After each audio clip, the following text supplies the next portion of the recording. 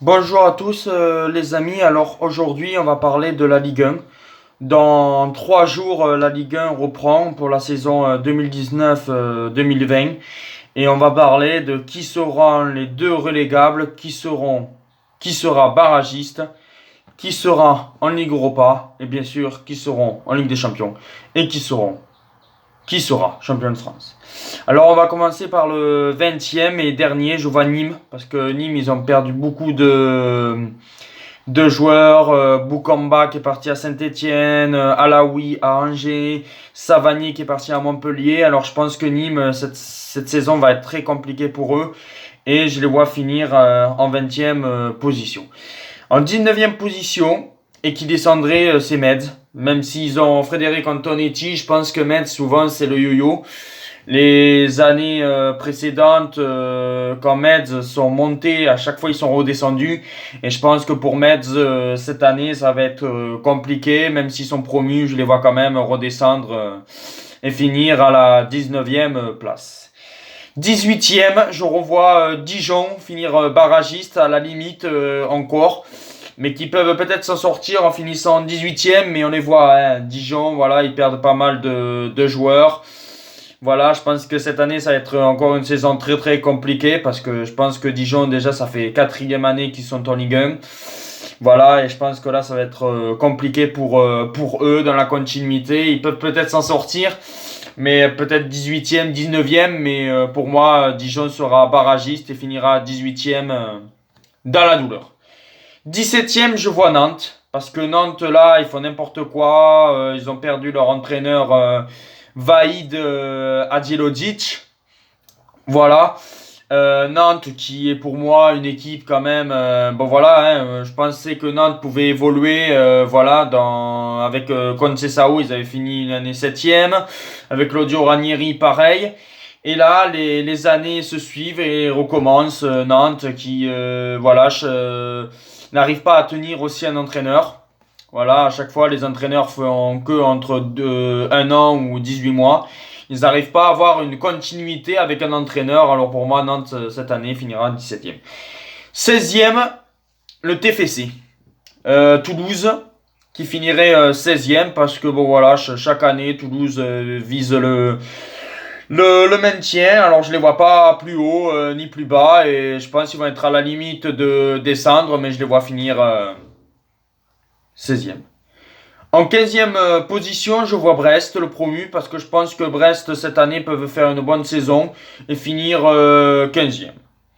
14e, Amiens. Alors, Amiens, cette année, qui a pris un entraîneur slovène.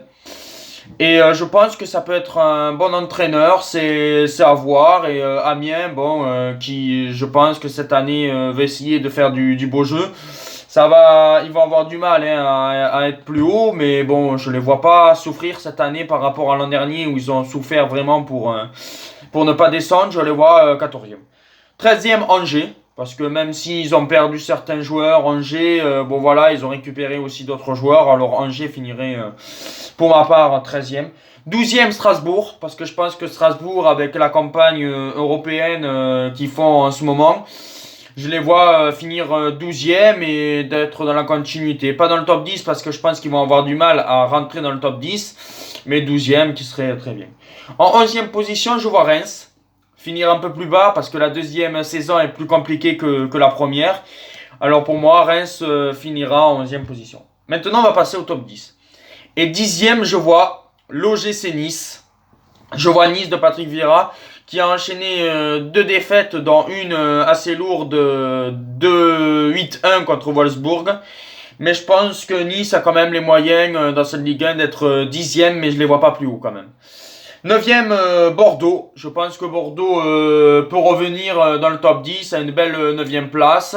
Avec Pablo Souza qui met en place un effectif. Voilà, on pourrait avoir Depréville. Peut-être Pavone, on ne sait pas où il va aller exactement. Et peut-être Briand ou voilà, une attaque comme ça qui pourrait être pas mal pour les Bordelais. En 8e position, je vois Rennes. Parce que Rennes a fait une bonne saison l'an dernier avec l'Europa League, mais en championnat n'a pas été terrible. Et je pense que quand même Rennes, avec leur entraîneur Julien Stéphan, peut être dans la continuité, toujours d'être dans le top 10, titiller les places européennes. Mais je pense que ça va être compliqué. En septième position, je vois Montpellier, parce que Montpellier, ils ont acheté Delors. Ils ont acheté Savanier, ils sont toujours dans une bonne continuité. Voilà, peut-être être un peu moins bon que l'an dernier à aller titiller les places européennes. Mais Montpellier, je les vois à 7e. Maintenant, on va passer à la 6e place, Saint-Etienne. Je pense que Saint-Etienne, par rapport à l'an dernier, où ils avaient fini 4e, qui avait titillé la Ligue des Champions, je les vois 6e. À la limite, pourquoi pas être européenne? Parce que souvent, la 6e place peut être européenne en cas que Paris ou un autre club gagne la Coupe de France ou la Coupe de la Ligue. Mais pour ma part, Saint-Etienne avec Ghislain Printemps, bon voilà, ils n'ont pas une attaque de feu. Ils mettent souvent Kazri en pointe, voilà, ils ont Diony ou Beric qui sont pas des attaquants vraiment extraordinaires. Alors pour ma part, Saint-Etienne finirait en 6e position. Et maintenant, on va passer aux 2 places en Europa League. Avec en 5e position Lille, parce que Lille, ils ont perdu Pépé, voilà, ils ont perdu... oui, ils ont perdu Pépé, ils ont perdu Leao qui est parti à l'AC Milan. Et pour moi, je pense que Lille peuvent être, avec la Ligue des Champions en plus, qui va peut-être les fatiguer. Pour ma part, Lille, je les vois finir 5e. 4e, Monaco. Ouais, peut-être que vous allez être surpris, mais Monaco qui a fait une saison catastrophique, je les vois quand même revenir, voilà, revenir en Europe. Avoir du mal à être sur le podium, même s'ils peuvent avoir un effectif, parce que Falcao pourrait rester, mais partir après en janvier direction la Chine. Mais bon, voilà, avec des Fabregas, avec des Golovin, avec des Geston Martin, avec Benjamin Lecomte, cette année, Monaco peut viser quand même un top 4 et finir 4e et être en Europa League. Et maintenant, on va passer à ceux qui peuvent être en Ligue des Champions. Je vois 3e.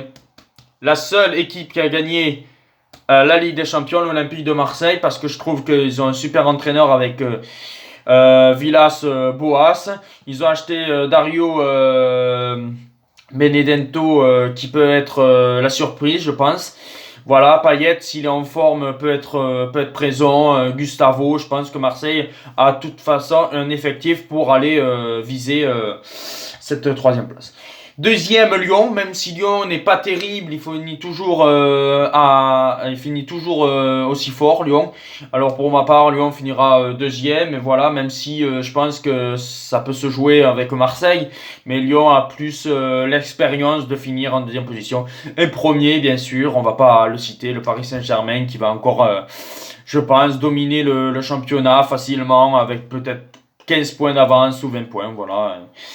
Et c'est pour ça que je vois Paris finir champion. Voilà, je pense que cette année, il n'y aura pas de match entre Paris et les autres équipes de Ligue 1. Je vous embrasse à tous. Je vous dis au revoir. Et la prochaine vidéo sera la dernière de mes classements sur la Serie A. Allez. Adios les amis.